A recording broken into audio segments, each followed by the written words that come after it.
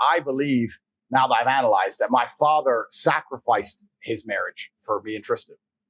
Because I think that there was times of massive contention with my mother where he was so principled and so concerned with our upbringing as men that he sacrificed his marriage with my mom for us. He filed the divorce? Yeah, so I'll give you a very quick example. I'll tell you a very quick story that surmises it.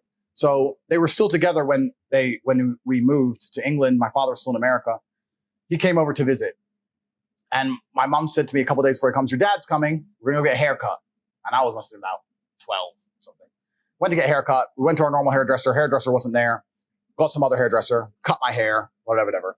And when we got back to the house, my mom's like, I don't like how she cut your hair. She cut your hair wrong. She cut your hair wrong. And I'm only 12, right? So I'm like, yeah, she cut my hair wrong. She cut my hair wrong. So when my dad came, my dad turns up. He's only there for a couple hours. I haven't seen him in nearly 6 months. I said, oh, yeah. My mom said, I hate the way they cut his hair. And my dad, and I said, yeah, they cut my hair wrong today. And my dad lost his temper. He said, what the fuck are you doing? You're raising my sons to bitches? What the fuck are you talking about haircuts for? I leave you here with my boys and you're talking about, tell them to worry about their haircut? They're fucking men. Who cares about their hair? Their haircut doesn't matter. When they grow into men, no one's going to care what their hair looks like. Their haircuts are stupid.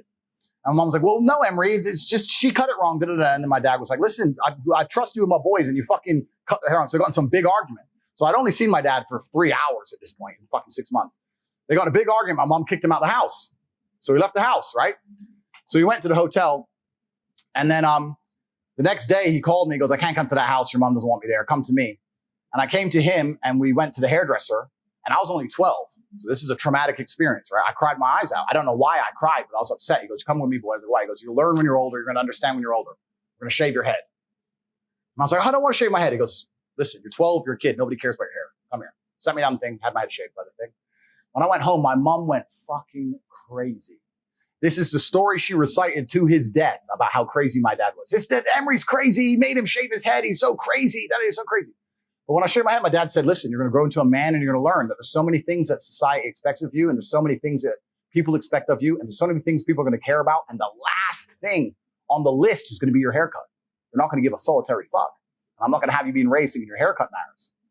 So people always say, oh, why am I bald, right? So I had hair until about 3 or 4 years ago. And I was remembering this story. So after this story with my mom and father, my mom went nuts, called my dad crazy. He went back to America. So some 3 hours after 6 months because of this haircut thing.